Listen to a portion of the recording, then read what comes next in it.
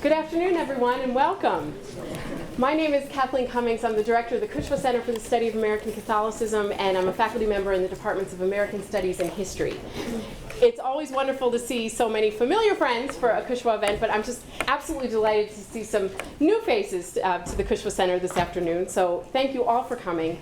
I want to thank especially Hesburgh Libraries and University Archives and Rare Books and Special Collections for their co-sponsorship of this event and collaboration in making this celebration possible. I'd also like to extend a particular thanks to the Cushwa Center's Catherine Osborne. Catherine, if you could just wave. She is the one who spearheaded this event and helped organize it, just has helped this all come together so beautifully, as you will see. You'll see the fruits of her efforts, so thank you, Catherine. Thanks also to Pete Lapsey and Shane Ulbrich for their efforts at organizing as well, the whole Cushwa staff. As you can see from the Cushwa calendar of events we put at your seats, tonight's symposium is the second of 10 events we have planned for this academic year. And I want to draw your attention in particular to one event that will be of particular interest to this audience. From April 6th to the 8th of this year, we have a conference called Too Small a World, Catholic Sisters as Global Missionaries. The quote, "Too small a world," is from St. Frances Cabrini. "The world is too small to do all the good I want to do," she said. This gathering honors the centenary of her death by exploring the transnational work of modern Catholic women religious, whose border-crossing missionary efforts shaped the global history of Catholicism in so many ways. We have an exciting list of keynotes and presentations, and the conference will conclude by a bus trip to Mother Cabrini's National Shrine in Chicago. Please check back with us about that event. Registration opens in November. But let's not get too far ahead of ourselves. Let's back to tonight's event. Two occasions bring us together today to honor Professor Elizabeth Johnson. One is the publication of her new biography, Elizabeth Johnson, Questing for God, and the other is our University Archives acquisition of Professor Johnson's papers. We've been blessed to be able to assemble a rich and distinguished panel for today's celebration. We'll begin with some personal reflection from Kathy Hilkert. Heidi Schlumpf will talk about the process of writing the biography. Kevin Cawley from Archives will discuss the acquisition of the papers. And afterwards, we will have a time to take some questions from the audience before opening to a reception and book sale. I just want to remind you that it is a privilege to use the space here at Rare Books and Special Collections, so I ask anyone staying for the reception, please do not bring food or drink into the reading room, and please be mindful, don't put plates or drinks on display cases or things like that. So now I'm going to do my best to keep my introductions brief. It's difficult with such a distinguished panel, but I will do my best. So our first speaker is Professor Mary Catherine Hilkert, a Dominican Sister of Peace and Professor of Systematic Theology at Notre Dame. Professor Hilkert specializes in theological anthropology, fundamental theology, and feminist theology and spirituality. Kathy serves as the 2005-2006 president of the Catholic Theological Society of America.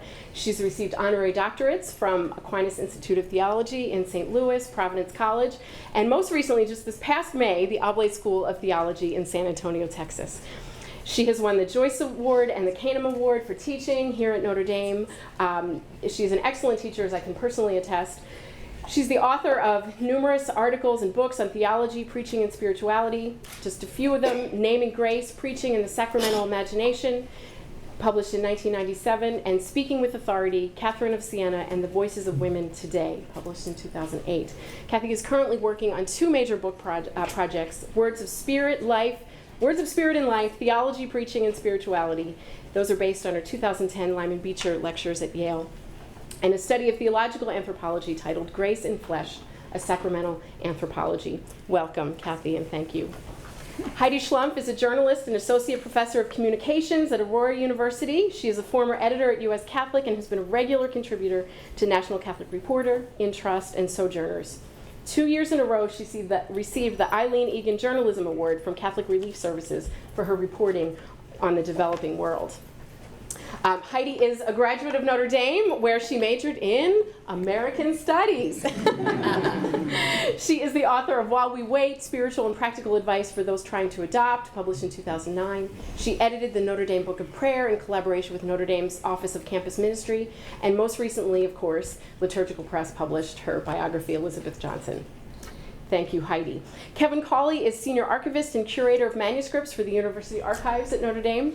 For over 30 years, he has seen the archive's renowned Catholic historical collections. In this capacity, Kevin has been an invaluable collaborator for the Cushwa Center and with so many other departments across campus. And especially to me, I take students in almost all my courses to visit the archives, and he's able to guide them through the collections and really, I think, inspire a love of archival research among so many students. So I'm so grateful to him for many years for all that he has done.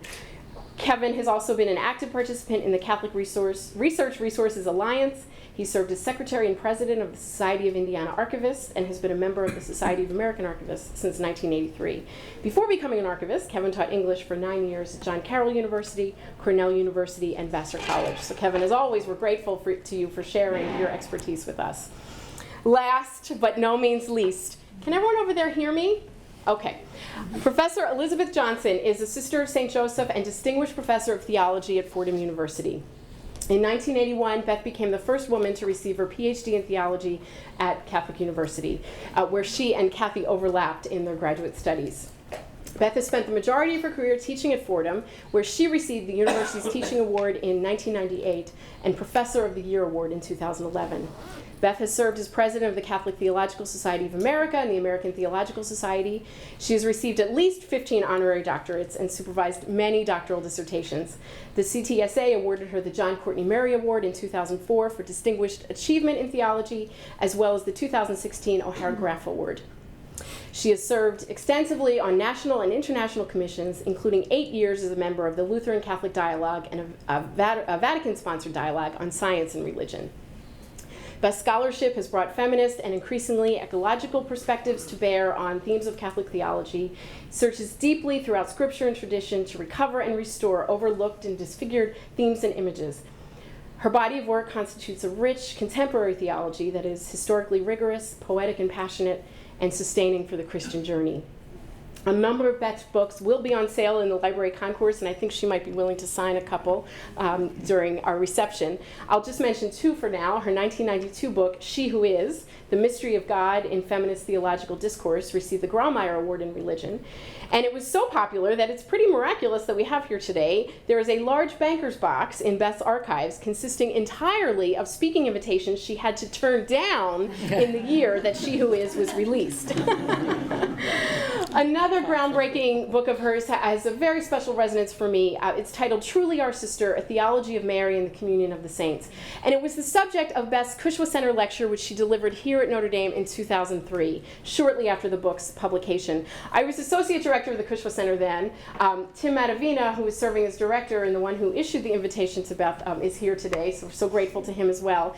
Now, I, of course, had known about Beth in graduate school. I had known her work, and I was really excited for the opportunity to meet her in person. She gave this wonderful lecture on the same, on the book's topic, Truly Our Sister, A Theology of Mary and the Communion of Saints. And it was such a memorable event for me, even though it's now a very long time ago, 13 years ago. And I remember a lot of moments for that, but I'll just share two. One, a beloved friend of mine, mother of 5, grandmother to 13, attended the lecture. And she came up to me afterwards and she said, "Now that is a Mary I can live with." More personally, in the question and answer session, Beth was asked a question which I suspect she's been asked many times. Do you feel a conflict between being a feminist and a Catholic? Sound familiar, that question? And your response, I remember it so well. She said, "You know, I've never really understood that question. It makes no sense to me." And for me, I was just starting my academic career, and it gave me the courage at that moment. It affirmed me in a way to proudly declare that, yes, I am a feminist without fear and without apology. And I just thank you for that. And I know I speak for many, particularly women, who have looked to you for that model. And I just, every time I say it fearlessly, I go back to that moment. So I was able to get to know Beth then on a personal level after that, and in fact, she came here to speak at a seminar that Kathy ran on feminism and Catholicism for faculty. So that's what I really do know firsthand what an excellent teacher Kathy Hilkert is. And we had been in I met her at Fordham too, so that was a wonderful way to get to know her on another level. And what I'm so excited about today is this represents 2 more levels of getting to know Beth, to know her life story rendered so engagingly in Heidi's biography, and then the donation of your papers, something that will ensure that after we're all gone, scholars will come and have access to them. So today, Beth, we celebrate you on 4 levels. We celebrate your scholarship, your mentorship, your story, and your legacy. So thank you so much. We're very honored. Please join me in welcoming Beth and all our panelists.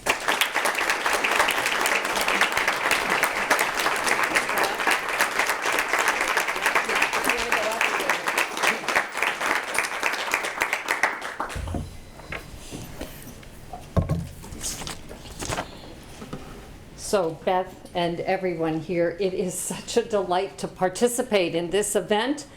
Beth and I have traveled more than 3 decades together since she began her doctoral studies and I began my master's work at Catholic University of America one very hot August in Washington, D.C. If my reflections were more personal, I would note that my first glimpse of her was in cutoffs and a red T-shirt painting the ceiling of her room. She was the only one of the nuns in the nuns' dorm painting her room so it'd be suitable for studies, and she had a neck brace from a summer boating vacation accident. I thought, who is this woman? I had yet to discover. She has been and is, as Sirach says, a faithful friend and a boon companion ever since, and the best of theological colleagues.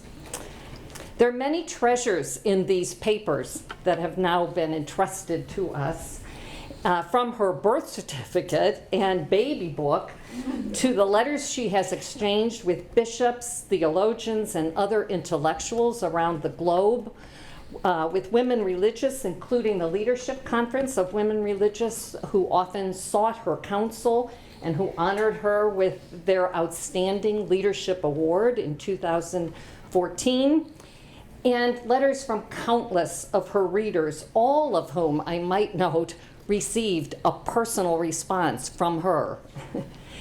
These archives preserve not only her books, writings, and lectures, but as Kathy noted, her personal journey and the cost of that journey.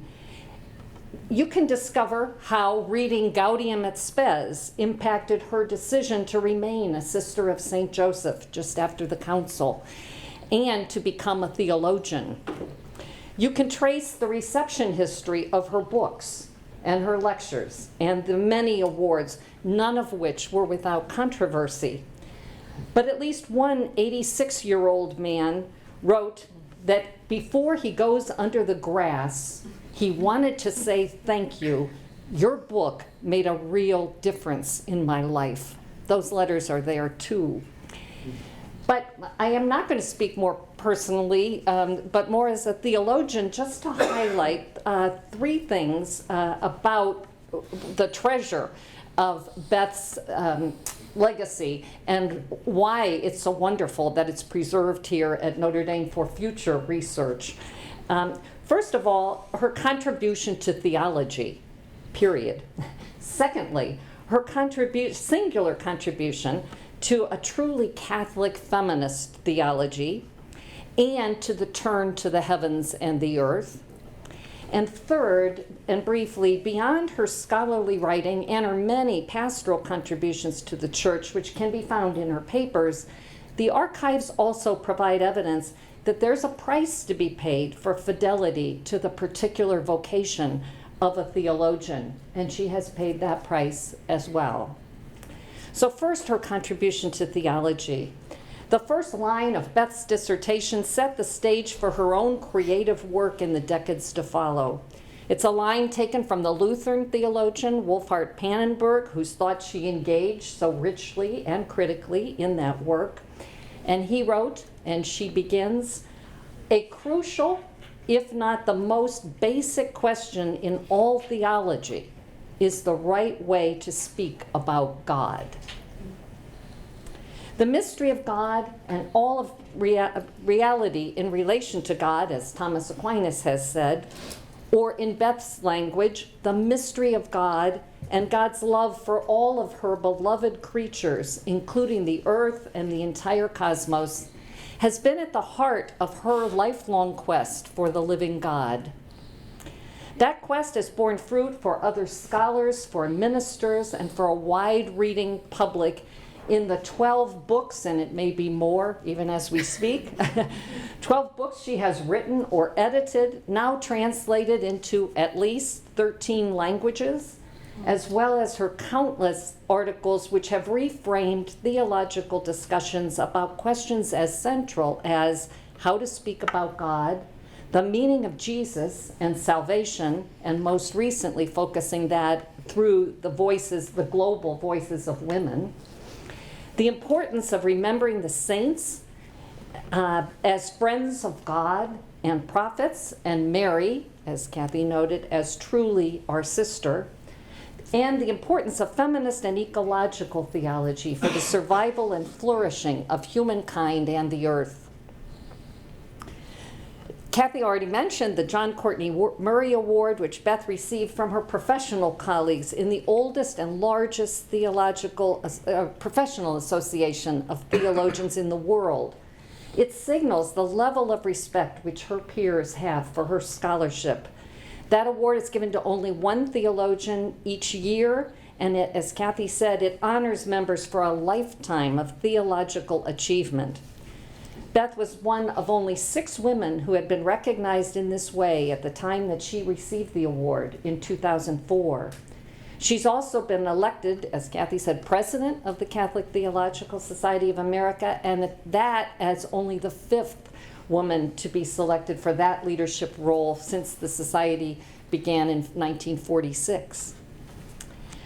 2 contributions in particular, her unparalleled contribution to the development of a truly Catholic feminist theology and the turn to the heavens and the earth. At the heart of all of her theological work, that is that importance of the remembering that theological speech always falls short of expressing the unfathomable mystery of God. That's a conviction shared by all the doctors and classic theologians of the Christian Church. But she has made a unique contribution in our day in highlighting that if women as well as men are created in the image of God, then female language and images drawn from the experiences of women around the globe can also serve as appropriate, though limited, images for God. Her quest to find a more inclusive way to speak rightly of God led her, she says, to braid a footbridge between the ledges of classical and feminist Christian wisdom. And one of her New York colleagues said, you need at least the Verrazano. The expressed aim of that now classic work, She Who Is, which, as Kathy noted, received the Grawemeyer Award. I was there at the time of that reception and remember just being astounded as they were announcing this award is given for ideas that improve the world order. She was the first Catholic and the first not the first woman, first woman ever. See what I mean? First woman ever and first Catholic to get this award. My aim, and the fact that she received that award for She Who Is testifies to the way that book frames, I think, her larger theological project. She said, my aim in what follows is to speak a good word about the mystery of God, recognizable within the contours of Christian faith, that will serve the emancipatory praxis of women and men to the benefit of all creation, both human beings and the earth. And I thought to myself, it's really fitting that we're holding this event in the rare book room. Johnson identifies as a feminist theologian not only because of her concern about oppression and gender equity around the world, but also because women and girls are disproportionately those who suffer from poverty, violence, economic injustice, war, and ecological devastation. But her theological and human concerns are not limited to questions about women's survival and flourishing, but rather do extend and have always to all creatures and to the earth itself. Thus, her most recent major constructive work, Ask the Beasts, Darwin and the God of Love, concludes with a call for ecological conversion and for a personal, social, and ecological response to the current planetary crisis. That book has been named among the top 20 books in science and religion in 2014 by USA Publishers Weekly, and is one of the top 10 books in spirituality in 2014 by the journal Spirituality and Practice from the United Kingdom. It was no surprise that Johnson chose that topic for her Madaleva lecture in spirituality delivered here at Notre Dame, Indiana, at St. Mary's College in 1993, Women, Earth, and Creator Spirit. Also, she made it the topic of her presidential address and her charge to all of us at the Catholic Theological Society of America meeting in 1996. The title of that was Turn to the Heavens and the Earth, Retrieval of the Cosmos in Theology. More recently, a group of her former students and colleagues took up that charge and added their own original insights in the Festschrift that's just been published last spring in her honor, titled Turning to the Heavens and the Earth, Theological Reflections on a Cosmological Conversion. And so many of those essays come from students for whom she was their director and mentor, so it's bearing the fruits of that work as well. Finally, just a word about the cost of theological integrity. To return to that journey which began at Catholic University of America, it was more than remarkable to all of us there at the time that as a doctoral student who had received highest honors at every stage, that part we didn't think was remarkable, we saw that coming, but she was asked to teach the master's class, master's level course in Christology, which received rave reviews, and to interview, even more surprisingly, for a position on the faculty. That was unheard of. She was the first woman to hold a tenure-track position in that department, which included and still includes the granting of pontifical degrees. She received a unanimous vote of affirmation for tenure at all levels of the university, only to have her case delayed while a committee of bishops from the Board of Trustees investigated her orthodoxy. She spent that summer, after that distressing news, in South Africa. This was still during the apartheid era.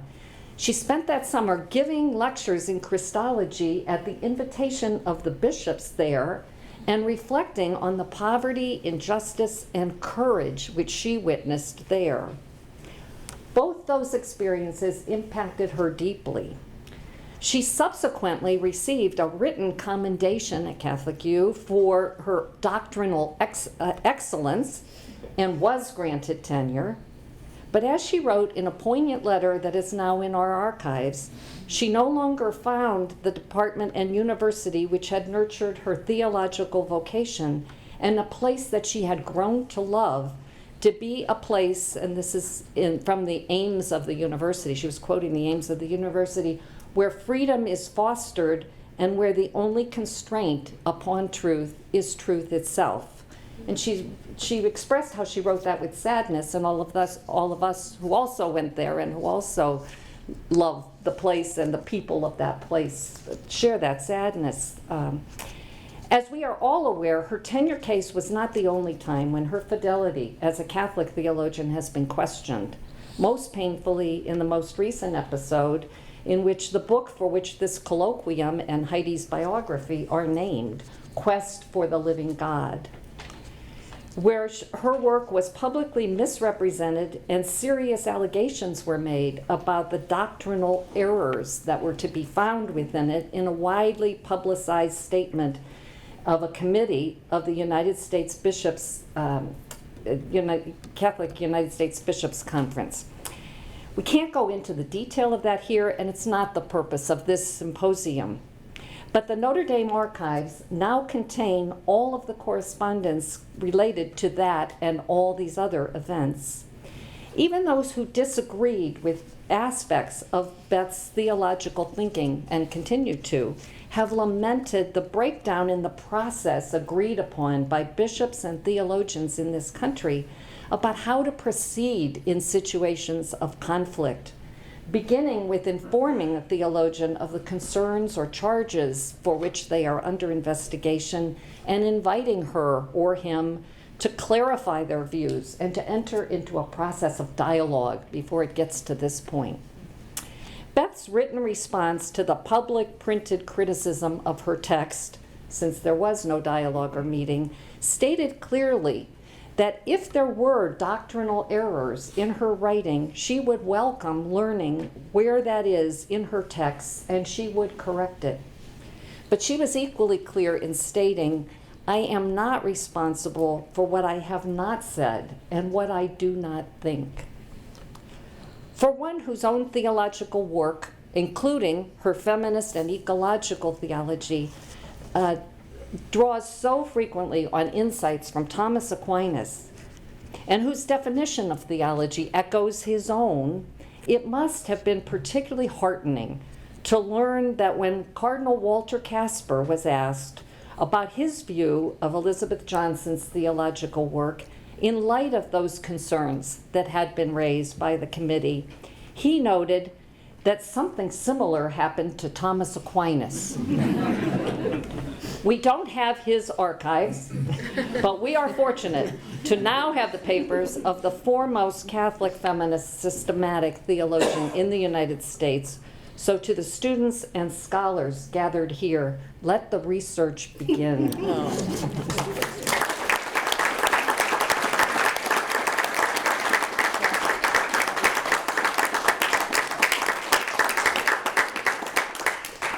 Thank you, Kathy. I'd like to start, thank you for covering her work so well. And now I can talk a little bit about the book that I wrote and how I was given the opportunity to talk about Elizabeth's life. So I'd like to thank the Cushwa Center and the University of Notre Dame for sponsoring this event. It's very fun for me to come back to the University of Notre Dame. I'm a 1988 graduate, and this is where I learned to be a journalist. So I specifically wanted to thank Professor Bob Schmuel, who taught me how to write. You can either blame or thank him. I also wrote for the student newspaper here, The Observer, and did an internship at the South Bend Tribune, where one of my first stories was about the re-gilding of the Notre Dame dome. First front page story. And I also did an internship with Notre Dame Press as well. I'd like to thank Liturgical Press, and my publisher is here, Barry, from Minnesota, who came all the way from Minnesota, for suggesting and publishing this book. And the many people here who helped with it. Kathy was one of my interviewees. Cushwa Center employee, former employee Heather Grennan-Gary, who did a great edit and proofread of the book. The archives, which were an important source for me. But most of all, I want to thank Beth for being the inspirational person that she is and worthy of a biography. I think Kathy's summary explains why. She's without a doubt a brilliant theologian, a great teacher, and an important Catholic woman. She also was willing to work with me on this biography, which I know for her was not necessarily that pleasant of an experience. So I know Beth is much more interested in her work being the center of attention than herself or her life being the center of attention. But she agreed to work on this with me and was very helpful. In fact, every biographer should have someone so organized and so detail-oriented helping them as they work on their biography, because she is extremely organized and detail-oriented, which was very helpful. So as a journalist, I've always been fascinated with telling people's stories. So the personality profile in a newspaper or magazine has always been my favorite genre, to tell someone's story, figure out what makes them tick, why they're interesting, and to share that with other people. And as a feminist, I've been long committed to the importance of telling women's stories.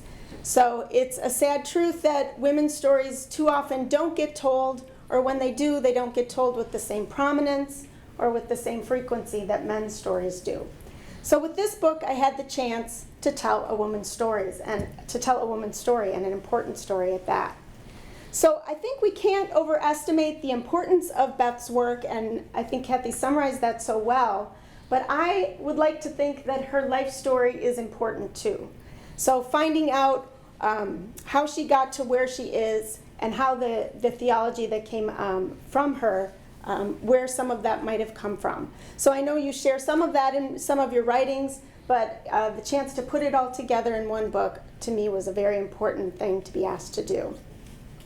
I also think the importance of making women's stories there for history. So this idea of the archives and also this book is something that will last beyond us. So I can't take credit for the idea of the book. That the idea actually came from the publisher. This book is part of a series of books called People of God. And Liturgical Press, and I believe it was very individually your idea to start this series about famous Catholics who have had challenges or interesting life stories that can call people to their own heroism. So not just holding up the idea of somebody who is perfect, but how does that apply to an everyday Catholic's life? And the idea was that the book would not be too long, and that it would be something parishes and everyday lay Catholics would find accessible. So the first book, I believe, was Pope John the 23rd, and a number of other popes followed, Pope Francis, and other great, and I've read a number of them, not every single one in the series, but Oscar Romero, the book on Oscar Romero is very well done, Martin Sheen, Thomas Merton, and to add to those male voices were some important female voices. So there's a volume on Flannery O'Connor, Dorothy Day, and I was approached because Liturgical Press thought it was important to include women's voices and women's stories in this series. I was approached as someone who could write a book about women. So after some discussion, we decided that I would write about Beth. And curiously, I had not previously interviewed or written about Beth as a journalist. Although when you mentioned the Madaleva lecture, I'm wondering, I think I was at that. And maybe that's where I got that signed copy of She Who Is that I found on my bookshelves. So as a student, after I left Notre Dame and worked for a while, I went back to graduate school at Garrett Evangelical Theological Seminary at Northwestern. So it's a United Methodist seminary. I worked on a master's in theological studies there, and I went primarily to study with Rosemary Radford Ruther, who's another prominent feminist theologian, Catholic. When I took systematics, which was not with Rosemary, our teacher said we could choose a theologian and study one of their works and write a final paper on it. So I was with a lot of Protestant people who were choosing theologians I had not heard of or didn't know very well. And I approached my professor and asked if I could write about Elizabeth Johnson and study She Who Is. And I'm grateful that that professor did let me do that. And that's when I first was exposed to her work. Again, when I pulled all my books down from the shelves to from my Elizabeth Johnson section, I did see that I have a copy of She Who Is that was signed by her, so we had met at some point, but I'm already so old I can't remember. So to talk a little bit about the methodology of how I wrote the book, so my background, even though I have some academic background and I teach now, I teach journalism, my background is journalism, and that I approach the book as a journalist might. So journalists do research. So we read published materials. We Google things just like anybody else. But the primary way that a journalist would do research is by interviewing. So the first thing I did was set up some interviews. So I set up interviews with Beth, and she lives in New York and I live in Chicago. So in the beginning, the majority of our interviews were on the phone. And in the end, I think I did 9 interviews with you, most of them an hour, 2 hours long. And again, they were so fruitful because she was so prepared and always, she never had to look up a date of when something happened or correct herself on anything. So I was able to get a lot of information from her. I also was able to interview, and I think I did just under 20 interviews with various other people. So siblings, childhood friends, former colleagues, members of a religious community, Kathy. And that's where I got good stories, like the story about her painting the ceiling, which I put in the book. Her publisher, who, I don't know if he told or confirmed the story about when you got the Grawemeyer Award, how the guy that called you and said, you know, we'd like to offer you this award, and you were like, I think I'm busy that day. And she didn't realize how important that award in religion was. So all of those interviews were, I would say, the main source of information to write about Beth's life. I also did other things, like we did get together a couple times. So Beth was speaking at Catholic Theological Union in Chicago, and I attended that lecture and covered that. And then I sort of stalkingly followed her to Milwaukee right after that, where she was speaking at the Catholic Theological Society of America. I also flew to New York and spent some time at Fordham. So, and again, she's so organized. When I arrived, there was a list of all the people I would be interviewing, and I went straight from one to another. I think I did 20 interviews in that day. Students, faculty, administrators. I even sat in on one of her graduate lectures. So that all that information helped give me a sense and the details of what I wanted to include in the story. But I have to say, after interviewing, the second major source of information for this book is the archives. And I had done archival research before. As a graduate student, I did an independent study about 3 groups of sort of activist nuns in the Chicago area, sort of post-Vatican II. And so I forget which group has papers here, but I did archival research here at Loyola and at Marquette, but never to the extent that I did here. So what a treasure. I'm here to tell you that if you're thinking about using these archives, you will be so excited by what you will find there. So as a person who values history a little, and I'm going to admit here a little bit of a pack rat, I do appreciate people who value saving things that will be important for history. And so that includes Beth, who saved a lot of these things, but also the archivist, who so meticulously organized it. I think I came 3 or 4 times to the archives, spending usually 2 days here. And I was pointing out the first day I came, I think I got through like 2 folders. And so I quickly realized I was going to have to step it up a little bit. And since I was only writing a 130-page book, I was going to have to take it a step back. There are not only papers and books, as you see from here, but a lot of like interesting other details. The baby book, the photographs. There's the piece of the blue armband that Beth put on her arm when Pope John Paul II came in 1979, on the day that she says is the day I became a feminist in the church. So lots of important memorabilia that helped me have good details for the book.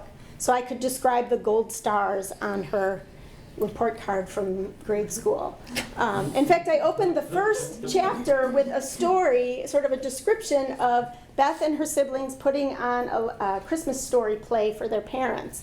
And I was able to describe that because Beth had saved the handwritten program for that play, and it was in one of those first folders. So often I would be calling her and doing an interview and saying, well, I found this in the archives, and I'm wondering if you can confirm. And she'd be like, oh, I can't believe you found that. But as Kathy noted, there's also a lot of professional correspondence. And when I was writing the chapters about the controversy about Quest for the Living God, I was able to find a lot of very interesting documents that helped me to tell that story. Interestingly, I did have a couple Notre Dame connections. I thought I should mention those. Obviously, it's mentioned in the books that she has spoken here and has worked with Notre Dame Press on reviewing some manuscripts. There's references to Kathy, which mentioned Notre Dame, or Elizabeth Schussler Fiorenza. It's worth noting that one of the schools that Beth was accepted to was the University of Notre Dame to work on her PhD in theology, but she chose the Catholic University of America. And she at least one time has been offered a teaching position here, but I think she chose Fordham over Notre Dame. So this is not a slight of Our Lady's University in any way, just I think has more to do with her preference for New York and the East Coast. She's not a Midwesterner, I guess. So what did I learn in writing this book? So a journalist in writing a profile often slots the story into some typical narratives. So some of them are you know, small person makes a big difference, or you know, person overcomes challenge to meet a certain goal. This story was not that simple, and while there are aspects of some of those stories in Beth's life, ultimately I had to step back and say, what is the bigger story that I'm telling here? One connection I made is that Beth's story is an example, or was an example, of a typical woman religious after Vatican II, and sort of caught in the controversy that was broader than she was. So a lot of the controversy around Quest for the Living God and the LCWR award was you know, kind of similar in time to the apostolic visitation of women's religious communities, and also the investigation of the Leadership Conference of Women Religious. So in one way, I think Elizabeth is typical of a post-Vatican II religious woman. She has a love for the pre-Vatican II church that nurtured her faith and where her vocation came from. She was energized and hopeful after Vatican II, and had this amazing community of women in her religious community that supported her as they tried to implement some of the excitement around Vatican II, especially around roles of women. And in having to maybe deal with some of the disappointment of that not being fully realized, I think she's a great example of someone who is balancing the need to challenge the church, but also, and you talked about the cost of staying with integrity, but staying. So ultimately, I didn't want this book to just be a story about a theologian and a controversy with the hierarchy, because I think that's something of a tired story. It's part of the story, but in the end, I thought what she really had to teach us, and it's why I used the term questing in the title, which I think actually came from one of your students or something, is that I think she's someone who has really been dedicated to her own quest and this idea of trying to figure out who God is. And it reminds us, the part that inspires everyday Catholics is that we also are supposed to be on that quest. We may not be the prominent theologian that Beth is, but we have to figure out who God is for ourselves as well. And I think that in that way, she's truly inspirational for all of us. Thank you.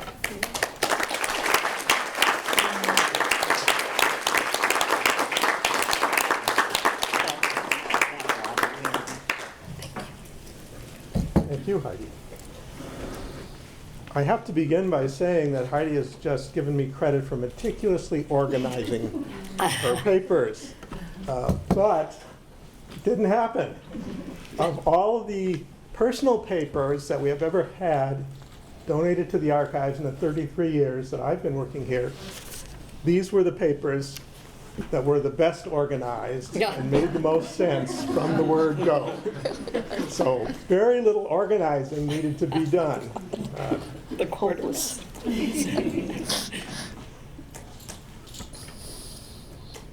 This indicates an archival consciousness in Beth Johnson that is in itself admirable to me, speaking as an archivist. Not only did she know what to save and how to organize it, but what I'm particularly struck with is that for all the criticism that she endured, she has kept the opinions of those who criticize her. She has preserved their side of the dialogue, if you can call it a dialogue. And another thing that we try to do in the archives is use the language of the individual or organization that they used in creating their files and preserve that language. I noticed in a number of places the word battle shows up, the battle for tenure, the battle of Father Curran. The word battle indicates a position as a warrior in the culture wars, perhaps. But what strikes me in reading your side of the battle is that maybe the word dialogue is more appropriate, because I never read anybody more charitable in battle or kinder to opponents than you have been. Perhaps that's a control of rhetoric. If you were really angry, it didn't show.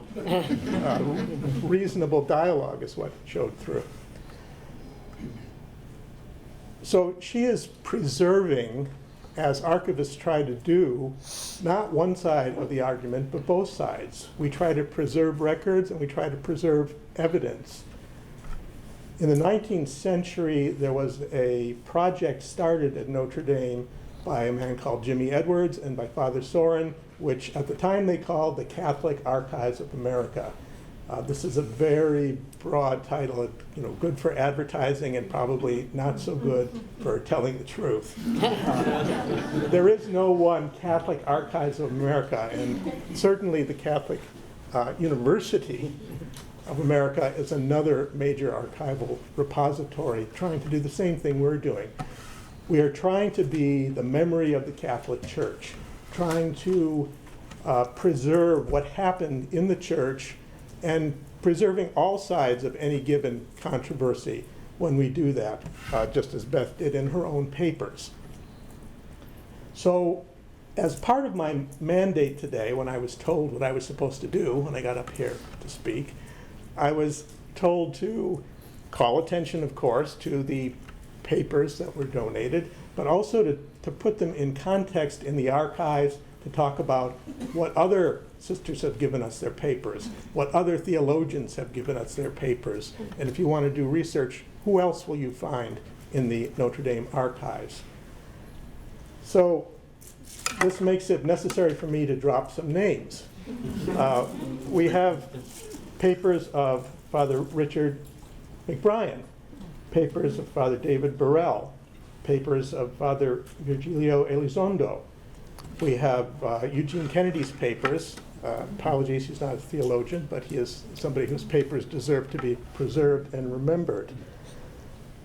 As for sisters, the first person that came to mind in asking the question about a sister whose papers we have, who's also a theologian, was Sister Rose Eileen Masterman. She was a professor of sacred scripture and theology at St. Mary's College across the street. And she was also the person who answered the LCWR's widening the dialogue with a refutation, because she herself was a conservative thinker who was not happy with many of the changes that were taking place in the church. So we do have not only Sister Rose Eileen Masterman's papers, but we have the records of the Leadership Conference of Women Religious. And we have the records of the Consortium Perfectae Caritatis, which was a conservative movement of sisters who did not like the way LCWR was going. So both sides are represented and preserved as part of the memory of the Catholic Church in the 20th century. I thought I would also mention, because of the importance of analogy in your dissertation and also in later writings, that we have the papers of Ralph McInerney, the person who wrote, you might say he wrote the book on analogy for philosophers. He wrote more than one book on analogy for philosophers. But he is also widely known as somebody who's characterized as a neoconservative. I think he himself would have called himself a liberal before Vatican II, and I don't think his views changed very much, but the same views that were liberal before Vatican II were characterized as conservative as time went on. So Ralph McInerney's papers. We have papers of Sister Maria Augusta Neal, a sociologist sister who did many studies of the lives of sisters for LCWR and for others. We have papers of Sister Mary Bennett, who marched in Selma. We have papers of Mary B. Lynch, who was a lay woman who worked in pastoral ministry, who was very interested in being ordained a priest, and who all of her life fully expected that this was eventually going to happen, that the bishops are going to come around, that the Pope was going to come around, and that she would be one of the first women ordained a priest. Clearly it didn't happen, but we're very happy to preserve her papers in the Notre Dame archives. Another thing that I wanted to bring up, and to do this I think I'm going to go over there and show you some of the finding aids, beginning with the papers of Beth Johnson, and looking also, though, at what can be done if you are interested in doing research in the archives. I'm just going to roll this one over. But you don't have to go. Your chair. I've got my chair on wheels here. All right, so first we have to get the computer going. One thing I was interested in using as an example, okay, here are the, no, it's still not up there. Push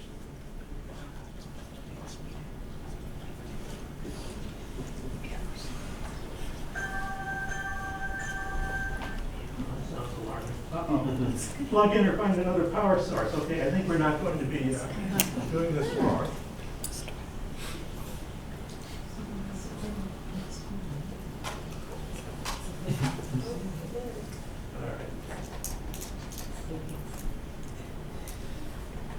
Well, perhaps that's not important.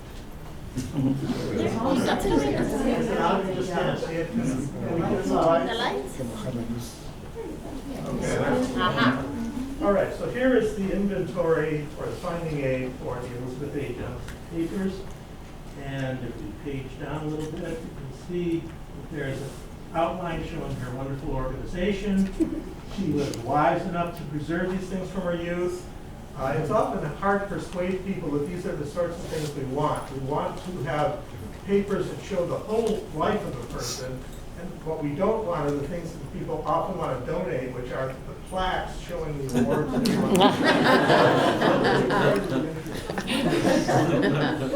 So, her youth, Catholic University days, Fordham, this is the St. Joseph. These are all parts of the outline, and you can go in the finding aid by clicking on that, the more detailed description there.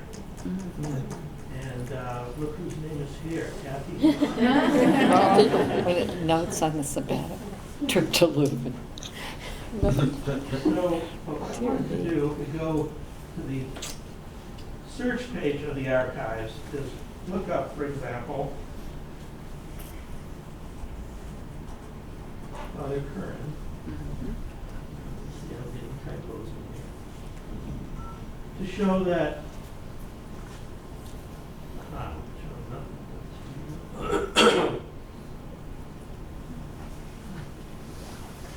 You probably put the E in. okay. Let's look for him over here and see if that works any better.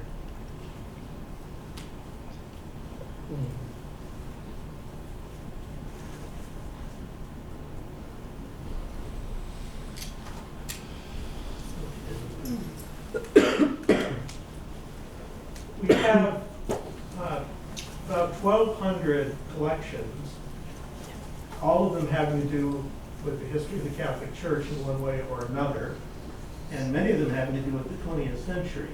So for any given person or controversy or topic, you're likely to be able to find quite a bit in the archives. And we page down here a little bit. You can see how much comes up. Here's me. If you were doing this, you could go to any one of these Charlie doesn't know about links this. at the left Really? if you're doing research, and choose that to see what it actually is. Some of these are 19th century Charles Curran, so it's not the right one. I should say, by the way, that I did not slavishly follow that rule about keeping everything exactly as it was in the list that got sent to us. In this case, I did have for a while what she had, Charlie Curran, but I found that people were not likely to search for that, and so I normalized it to Charles E. Curran. So that people would find it. This is just to show you how finding aids work and how you might do research in the archives by going to our homepage, to the search page, and then searching for whatever it is that interests you. You can go from there to the more detailed inventory of whatever it is. In this case, Sheehan Ward published many of his books, and you can find their files on him. Another thing that I wanted to try searching for, because I think it's pertinent, just to work, is due process in the church. Let's see what happens. Can't phone. so most of these really do have to do with due process of the church. There are a few that have to do with civil rights and due process in the larger context. And here is an example again. Click on this and see what it is. It's the Nelson J. Callahan collection, and he was the author of a book called Due Process in the Church. And he was interested in another O. Callahan, who wrote a series of letters under the name Juice, having to do with how bishops treated ordinary priests and how they might improve their treatment of ordinary priests and give ordinary priests more of a chance to defend themselves if they're accused of things. But that was the 19th century O. Callahan. This is Father Nelson J. Callahan from the Cleveland area. Okay, so that's just a brief demonstration. If you wanted to go to our website, it's just archives.nd.edu, and from there you can go to the search page. You could also search our digital collections. Many Notre Dame publications have been included in our digital collections. So if you want to see what Heidi was writing when she was here, students, you can look her up there and find her articles. Oh, in the, nice. if she got a byline.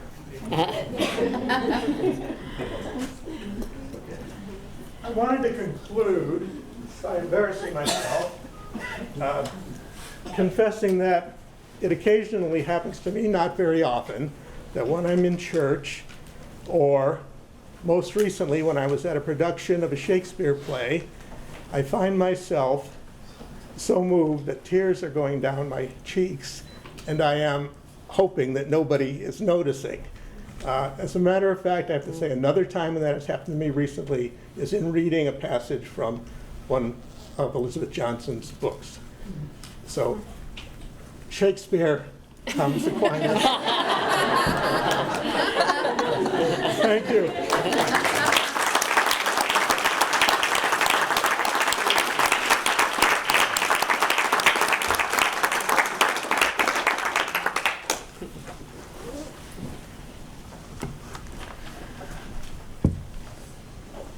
Well, I would like to begin, as everyone else has, with thanks. Thanks to, first of all, Tim Matavina, who a number of years ago, maybe even a decade ago, invited me to deed my papers to Notre Dame. And at that point, I was so busy and in the middle of so many things. I said, you do that like after you're dead, or like, it didn't seem prime, you know. But you renewed the invitation some years later. And then when Kathy Cummings came into the position, you also endorsed that. So thank you very much, because without your vision, this wouldn't be here today. I also have to say a great thanks to Kevin Cawley, because who knew how to do anything for an archive? And he was the patient recipient of all my emails. Should I do this? Do you want that? He said no for the plaques, you know. He said, make a copy of each one and just send us the paper. You know, that's, but it was tremendously helpful. So again, it wouldn't be this way if it weren't for your expertise and your patience with all of this. I'm so thankful for our other two speakers. Kathy, dear friend for years, decades by now, conversation partner and dear friend. And Heidi, whom I only met recently, but has been, I think, a tremendous interlocutor. She mentioned some of these phone conversations we had for the biography, after which I would just sit there, and what you had taken me back through and made me think and push, and then you'd say, no, if you don't want to answer that, that's all right, you know. And so, but there was that little hook, you know, as a good journalist would do. So it was, you have your own wonderful expertise. And I think the book reads beautifully. It's beautifully written. So thank you very much for that also. Just one other word about archives. The day that FedEx was coming to take, it turned, from my end, it was 17 boxes coming here of papers and books and all the other things mentioned. They were in, we had used an empty office of a faculty member away on leave. And one of my colleagues, who was part of the getting everything ready, came in, Mary Calloway, and she blessed everything.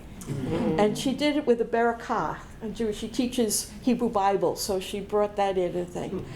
And we stood there, a group gathered, and with graduate students and faculty, and we prayed over my boxes, which I felt like, again, this is like a funeral. Like, but it was just so moving. I mean, it was profound, really, to do this. Beautiful. So I want to start by saying that this event, celebrating the reception of the papers, has sparked for me a salutary pause to reflect on my life. This whole process has. Because there have been stretches that have felt like a wild roller coaster ride, you know, between teaching and mentoring and committee work, public lecturing, traveling, researching, writing, and so on. Very busy, busy years. And I welcome this invitation that I was asked to stop and reflect on what this might all mean. For sure, I did not initially envision becoming a theologian, let alone one so publicly involved in the conversation taking part in the church in our day, for better or worse. Something about the Christmas play was said just before. You saved the right things for our archives. Well, I never thought that these things would be in an archive. I mean, that's not why I saved them. You know what I mean? I never envisioned this. And Heidi's biography has done an excellent job of delineating how that came about. But once I defended my dissertation, which was 1981, and I'm looking around at the faces here, and that's before many of you were born, right? A challenge arose. Okay, the dissertation is finished. Now what do I do? I felt a strong impulse to explore certain questions that were vexing people's faith, and these were my questions too, as Heidi put out. Questions of justice, questions of women's dignity before God, questions of the presence and absence of God in our diverse, secular, royally American context. My graduate education had given me the tools. My faculty position gave me the mandate, publish or perish. My students gave me the need to articulate. My social world, in friendship with other theologians, both in the academy and in the churches, gave me vibrant example and encouragement. And my own attraction drew me to the theological task, as my mentor, Carl Peter, put it, like a fish to water. And this has been the joy, to use the power of my mind at the service of people's faith for the good of the church and the world. So 3 brief points. 1, about the work of the theologian. 2, about conflict. And 3, about my love for this work. First of all, theology. Monica Helwig at Georgetown University was the first laywoman elected president of the Catholic Theological Society of America, and I will come back to this point in a moment. Her presidential address was entitled, "What is a Catholic Theologian?" It was delivered in 1987, which was smack in the middle of my, and I have the word here, battle for tenure at Catholic University in Washington, 1987. Existentially, I was sorely tempted to walk away from the university and theology and go back to more peaceful work. Who needs this, right? I am a New York State board-certified teacher of reading from grades K through 6. And the thought of spending my days teaching inner-city children how to read was deeply appealing. Monica's words, however, dropped into my life like a summons. She used 8 metaphors to describe the work of a theologian. A theologian is a myth maker, one who interprets the meaning of faith in our new cultural setting. Is also a myth breaker, challenging old formulations in order to release new insights. A theologian is an archivist, reverencing and treasuring the cumulative wisdom of the past and bringing it forth to promote life today. A comforter, a builder, a critic, an archaeologist, and finally, a theologian is a ghost. And I'll quote here. She said, "It must finally be said that the theologian is most successful when no longer visible, because the ideas have been assimilated so that they are no longer credited to a particular person. It may be a hard saying," I'm still quoting, "but our destiny is to surrender what is intellectually our own and to die and disappear."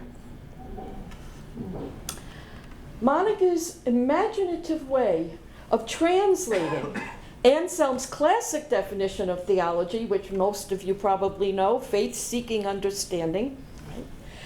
Her new way of thinking about this spoke to something deep in my soul. Indeed, she spelled out what I had been trying to do and what I loved doing and affirmed its worth despite difficulty. And so that was one of the things that encouraged me to remain in the fray. That address can be accessed, by the way, on the Catholic Theological Society website. In retrospect, I realized that a key quality of her address lay in how it was articulating for me the work of theology done from a layperson's perspective. A tremendously significant development in Catholic theology of these past decades has been the shift in the agents of theology, who is actually doing the work, from the ordained to the laity. This is visible in faculties of theology, in the shifting membership of professional societies, and in the composition of cohorts of graduate students who will be the theologians of the future. And I realized in talking later with Monica this notion. In our day, theology is a vocation rooted not in ordination, but in baptism. Thus, doing the vital work of myth-making, myth-breaking, archiving, comforting, building, correcting, and so on, is now being done by people who are married or single, with children or plans for them, with financial concerns, with broad social connections, with lifestyles that differ from at least 1,000 previous years of male clergy theologians. And I say this, some of my dearest friends are male clergy theologians. This is not in any way criticizing that group, but I'm saying, look at the change. You know what I'm saying is true, right? So it has now become clearer to me that my life as a theologian is part of this shift from theology's grounding, from ordination to baptism. And by that I mean the baptismal anointing of the Spirit that bestows the gift of faith on individuals and the collective sense of the faithful, sensus fidelium. And this gift provides discerning skills to recognize, interpret, and practically apply the living faith in each historical moment. That's the first point I want to make, the work of the theologian. We're coming up with new definitions and new people doing that work in the church, right? Which I think segues very easily into the second point on conflict. Because Monica Helwig's treatment of the ghost metaphor goes on to describe how difficult it is for theologians to do their work anonymously these days. Publishing requires us to put our names on books. There are conferences at which we speak. There's media which reports on what we say. Even the requirements of rank and tenure committees look for what one has personally done. So the old medieval custom of, acknowledging your treatise and signing it anonymous, it doesn't work anymore, right? And now I quote from her talk. All these factors thrust us individually into the public eye and force us to stand clearly identified with our own words and works. With rapid communication and rapid translation, the individual theologian both enjoys and suffers wide exposure to the most diverse readers and listeners. It is almost a tautology, therefore, to say that it is our vocation to be in trouble, to be misunderstood, to be accused of scandal and error, and to be seen as a public danger. She was interpreting for me what was happening at Catholic University as I was being queried by committees of bishops on what I had written as a woman, which didn't fit the standard neo-scholastic way of explaining things. Monica finished this metaphor by saying, "Those who went before us and are safely dead are now respectable and edifying. Those of us still laboring in the vineyard should not be surprised to be the target of slings and arrows." I think most people would agree that I do not engage in theology in a pugilistic or aggressive manner looking for a fight. In fact, I don't like to fight, right? There are too many positive, wonderful ideas to explore. Even my critiques of patriarchy have been mounted in a scholarly way in service of a vision of a new way of being a community of women and men together. And yet conflict has found me, both from some Catholic bishops and from right-wing groups in the church. Unlike beneficial academic criticism, of which there has been a great deal and of which I have grown, right? But unlike this, these other criticisms have threatened to take away not only my job, but also my life. The file in there on death threats. Upon reflection, it seems to me that as an academic discourse with practical implications, theology forms part of a comprehensive reform movement in Christianity. It is an effort to reinvestigate, to rediscover, reinterpret, and renew the Christian tradition in light of the challenges posed by our modern and now postmodern world. Now, its value, theology's value, should not be exaggerated, okay? New visions by themselves do not change the world.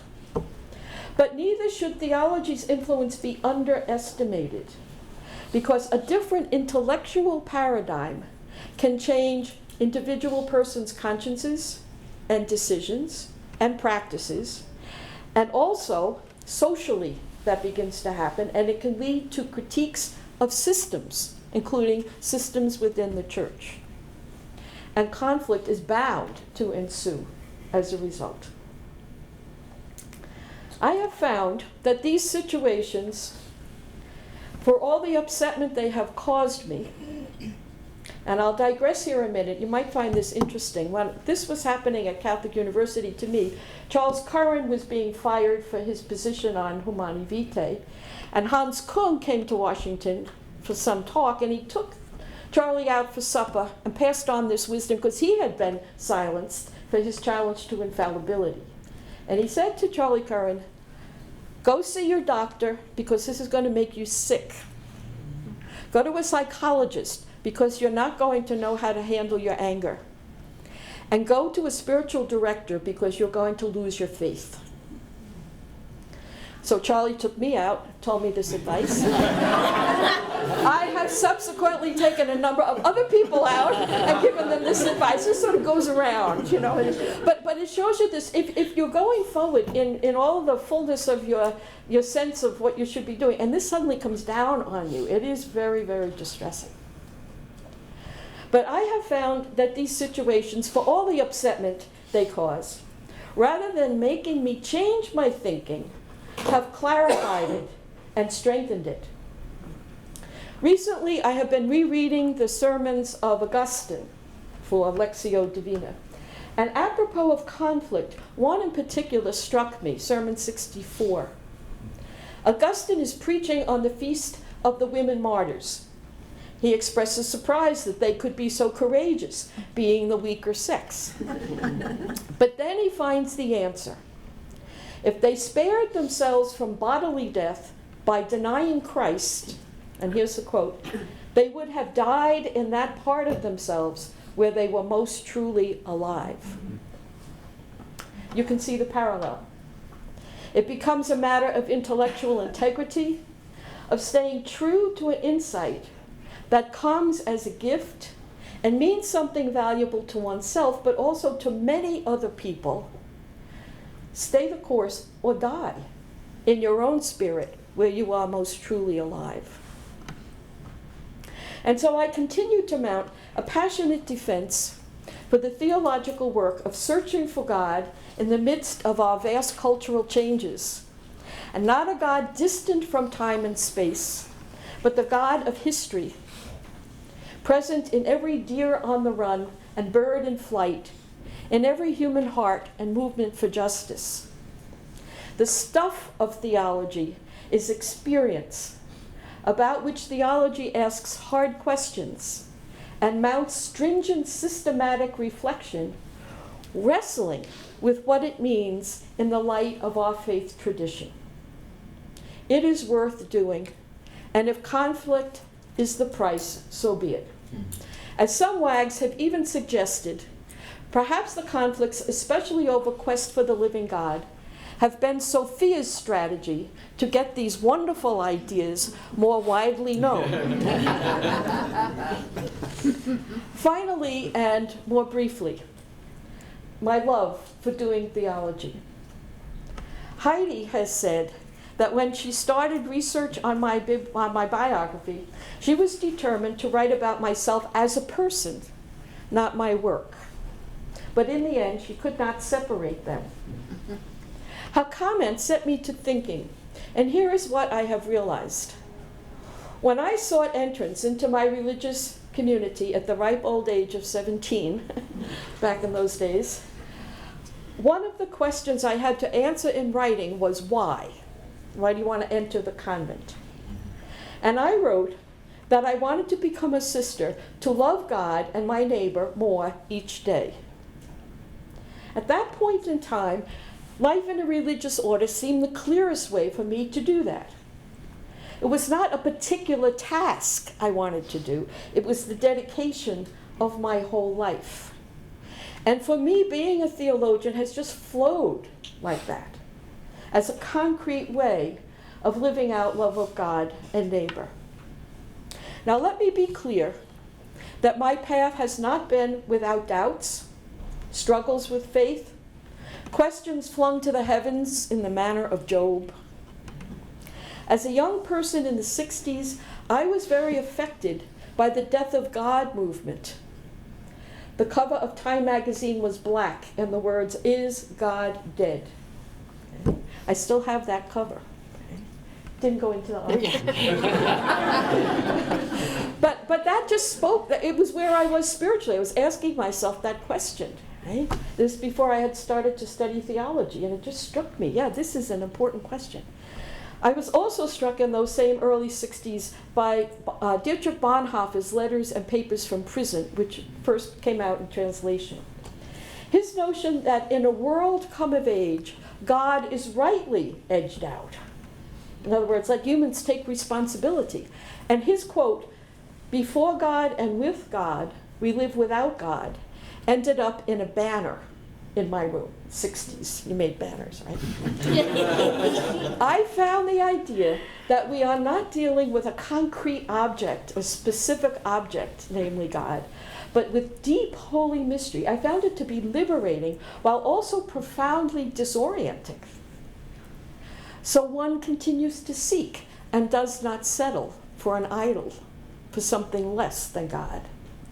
And in the process, I got to feel connected with what I was studying. So it was organic. It was life and myself as a person working together in the work I was doing as a ministry. I found at one point when I was teaching at Catholic U, a writing by Bonaventure in the 13th century instructing young friars in how to study, tremendously appealing. Okay? And I quote Bonaventure here. He says, "Do not think that you can read without unction, speculate without devotion, investigate without wonder, observe without joy, know without love, understand without humility, or reflect without grace. Open your eyes then, alert your inner ears, unseal your lips, and apply your heart, so that in your studies you may discover, hear, praise, love, serve, and glorify your God." And it strikes me that as I've been doing theology, it's been such a gift and a privilege to have it be part of a spiritual life, not just a career or a job. It goes that way. So doing theology is an inestimable privilege, I feel. It means taking part in a human conversation that has extended over centuries and now takes place globally. More immediately, for me, it has meant being engaged in this ongoing work with so many fine colleagues, older and up and coming. In my experience in the academy, doing theology is an intellectual and spiritual endeavor with practical and critical effects. Or as Johannes Baptist Metz would put it, a mystical political work questing for the living God. So I conclude. I am so grateful for the invitation to deed these papers to the University of Notre Dame archives, and for the opportunity to reflect on my own life that this deeding has occasioned. Let me sum this up by saying that when I finally do become a ghost, if I had a say on what would be on my tombstone, it would be this. And of course, all nuns get the same tombstone, so this is just a fantasy. But I would like it to say this. She lost as gracefully as possible in the effort to understand the living God for the sake of resisting evil and healing the world. Thank you.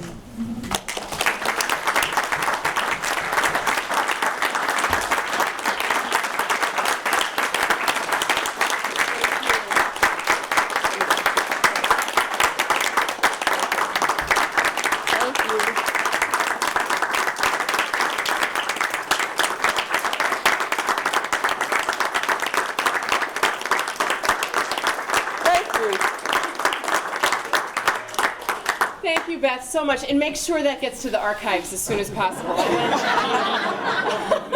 never thought of that.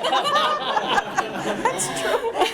We're going to move now to our reception. I just would ask the panelists if we could take a moment to get a picture for the archives, so we have this in the event, but then we'll be able to move out and we'll be able to ask any of them questions. Thank you, Beth, in particular, but thanks to all of you for the panelists. I think this has been a wonderful event, and I'm so grateful to have been a part of it. Thank you all for coming, and we'll see you at the reception.